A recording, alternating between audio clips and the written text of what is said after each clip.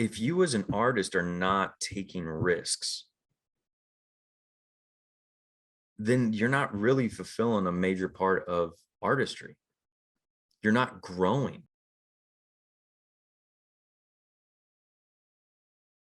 Can't find a formula that works and then just think that you're going to write it out to the end.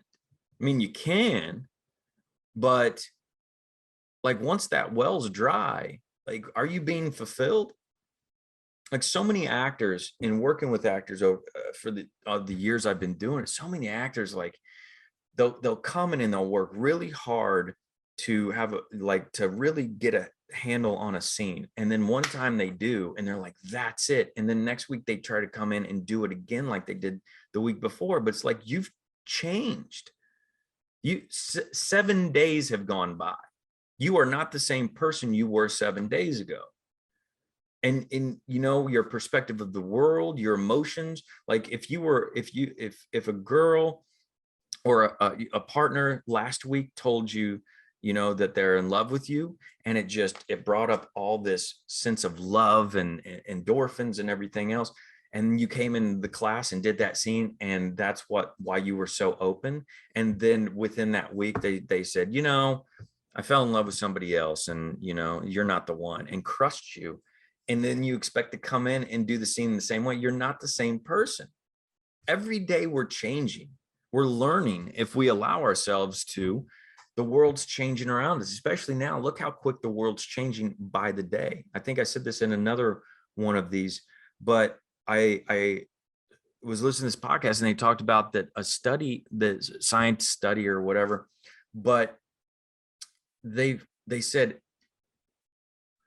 if you were to pick up the Wall Street Journal today and read it front to back, you observe, just reading that, not the rest of your day, but just reading the Wall Street Journal front to back, you have taken in as much information as somebody in Shakespearean's day did in their entire life. And if you think about that, how can you stay the same person day to day with that much information coming at you? But like, we get locked in, and I know it's an age thing, it's a societal thing, it's a survival thing, that we want to find the formula that works, and then we want to like stick to it. And we've all seen actors, directors, and things like that, that just keep doing the same the same character, the same movie.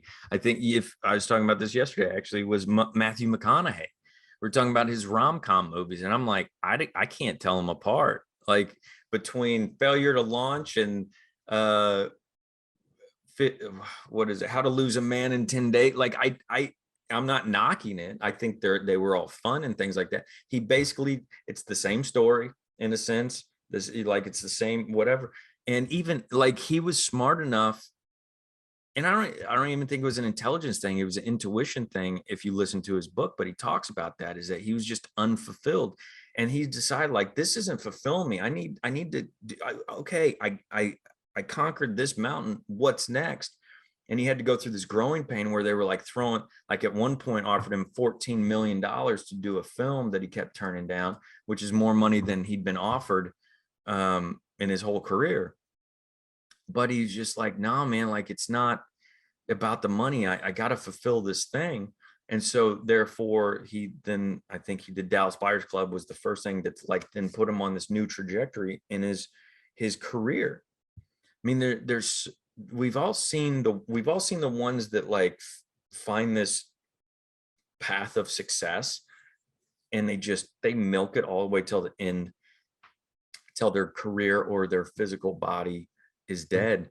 And then we see the people that are constantly reinventing themselves and trying new things. And sometimes they work, sometimes they don't. And of course, the world's very harsh when it doesn't work and criticize, but when it does, they celebrate it. But it's not even about that. It's like, if you as an artist are not taking risks, then you're not really fulfilling a major part of artistry.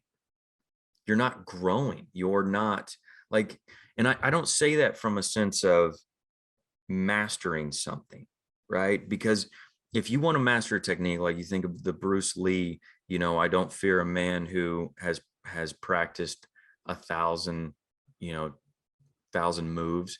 I fear the man who practiced one kick 1,000 times. And I know I probably butchered that, but deal with it.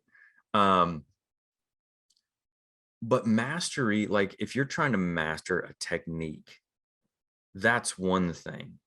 But you can master, but even doing that, like 1,000 kicks, you're not doing the kick the same way. You're constantly tweaking it and looking for that sweet spot, but you're constantly evolving.